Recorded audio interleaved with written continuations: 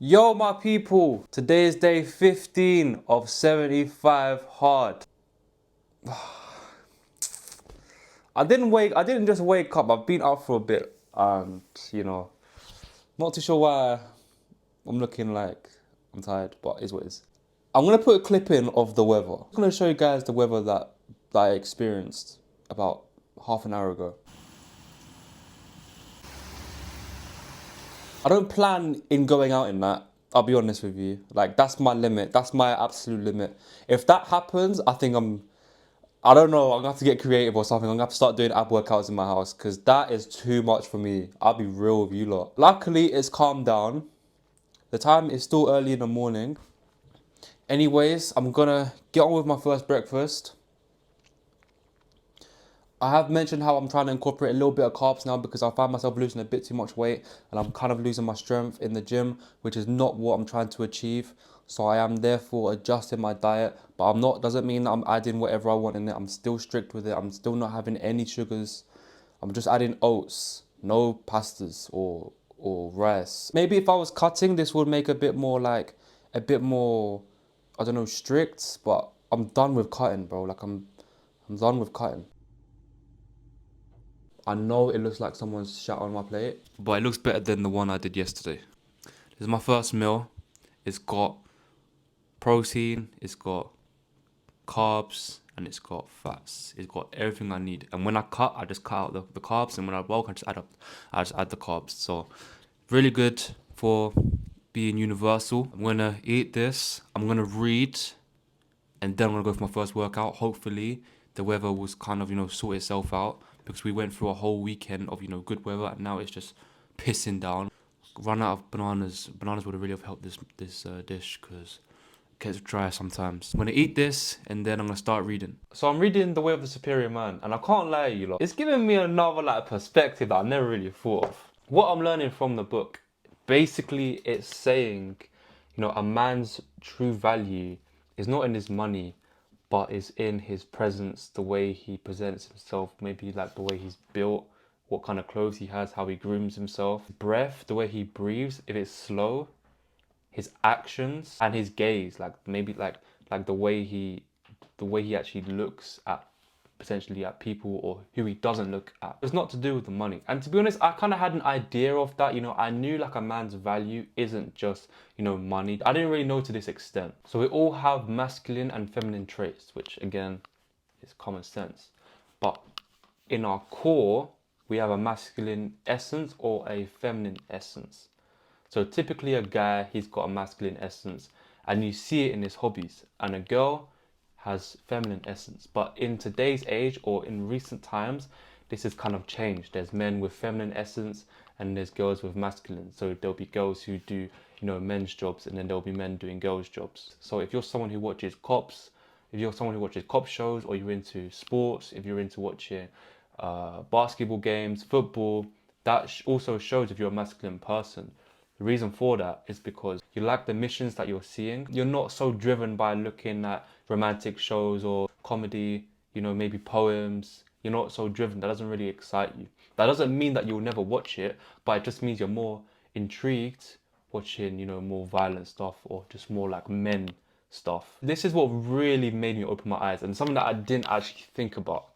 If you're someone who works as let's say you work in a nursery and you're a man, so you've got a masculine essence. You might even have a feminine essence, but I'm just saying an example. You've got a masculine essence, you're into, just the men, proper like guy stuff, right? You work in a nursery. Now, most times who works in a nursery are women with a feminine essence. Now, the more you work in a feminine environment, the more you get away from your actual core, which is a masculine core. And if you do it for long enough, you become essentially like a female. You start to deny your true core and then you start to deny what real love actually meant to be. You essentially lose your way, you can't relax, and you feel obstructed within your heart, even if you're in a relationship that's safe and essentially doesn't really have anything like particularly wrong going on inside it. Really caught my eye was like, if you're a man and you're doing a very feminine job, you'll eventually change in a bad way. Like your heart won't be able to sit with it and you start to deny it, so you don't even see it happen and change it to you. If you're a girl with a feminine essence and you start becoming a security guard, now you got to do a masculine role. and then you start doing it every single day, and then you start eventually changing, bring this masculine energy to your heart, and your heart doesn't like it, so then everything in your life starts to change. If you're in a relationship, that might start to change.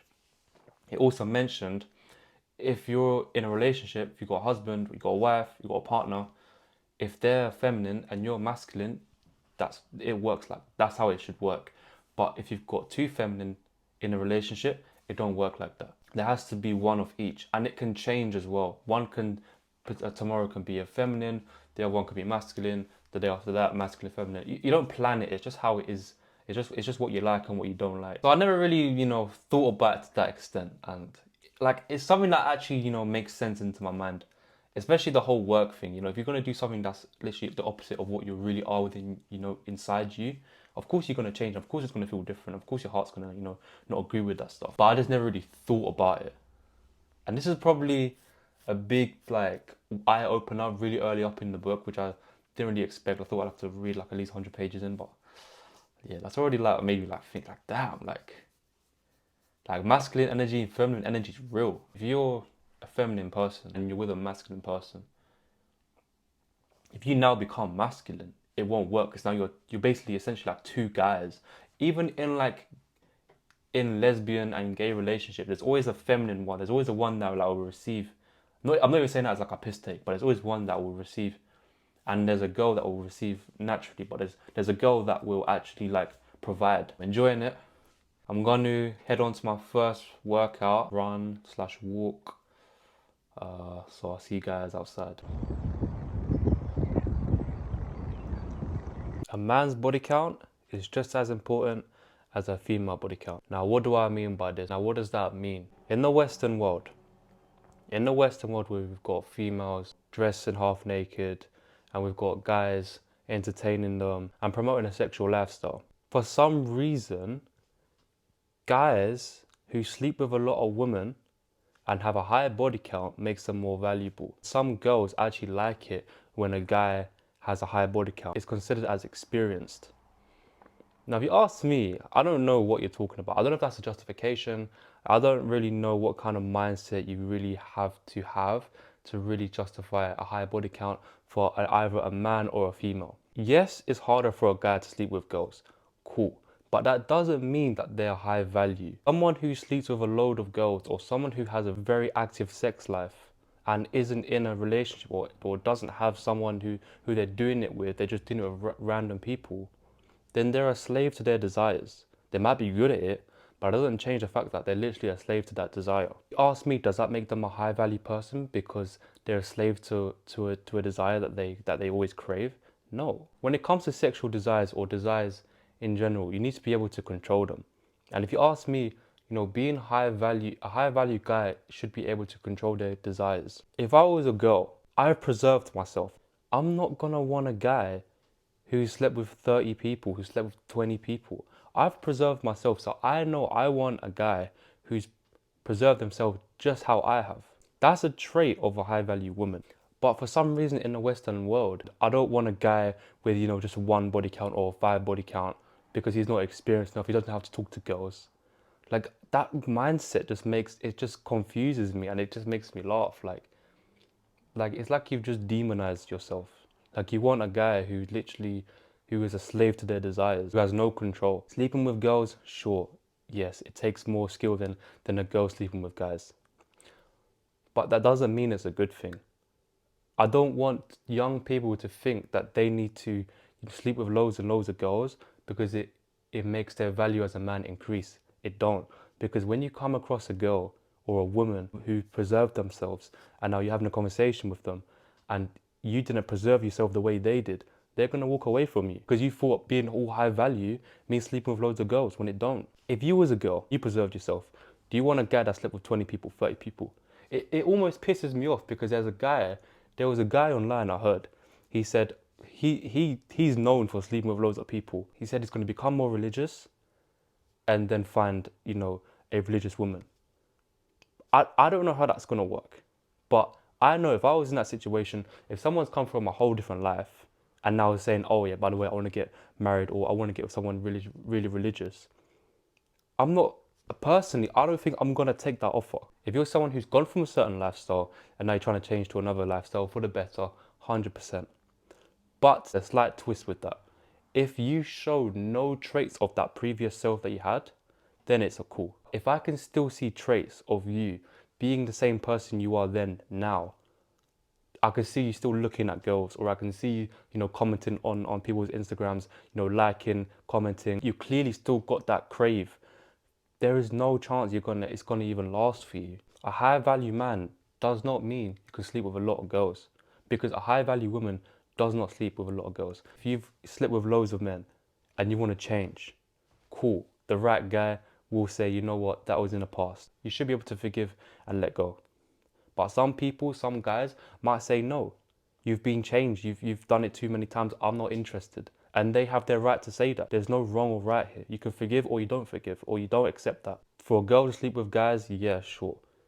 It's not that hard. You can find, any girl can almost sleep with, can find someone to be in bed with. I'm talking to the men here. I'm talking to the guys. I'm talking to the guys who are young and who have this mindset, this Western mindset. Let me sleep with so many girls because that makes me high value. The girls are gonna like it. They're gonna think I'm experienced. No, they're not. If you really think that, you're gonna end up with a girl who is not a value person of themselves. They might not value themselves. They don't have the right mindset. But the right woman with the right traits, with the right value traits, will say, I've preserved my body for my husband, and I want my husband to do the same thing. Like, you didn't do it because you thought being a high value person was going to sleep with everyone. If you believe you're high value, I'm going to assume you're going to want to get with a high value woman. Having a high body count doesn't mean that you're a high value person. If you just really come to a realization, you'll know this sort of stuff. I was going to do this talk outside, and the weather was really good. You can even see the sun kind of coming in. Didn't really think I can get this conversation out if I'm just standing or if I'm just sitting in the cold, because it's still quite cold. So I decided to come home and talk like this to you guys. Didn't get around to making eggs. I'm gonna do it now. Head to the gym, last meal, and I'll see you guys in the gym. Hitting legs. I finished though. I didn't get any footage because I had the same issue as last time. I got no battery on my phone, so I'm just talking. I can't plug in my mic. Hope you lot can hear me. I'm kind of slacking, I'm not gonna lie. I am slacking. I need to do better. Just preparation isn't there right now, and I need to improve on that. Going home, I'm gonna make some chicken. Look like I just smoked something, man. I just finished downing a lot of water, otherwise I'd have been downing my water.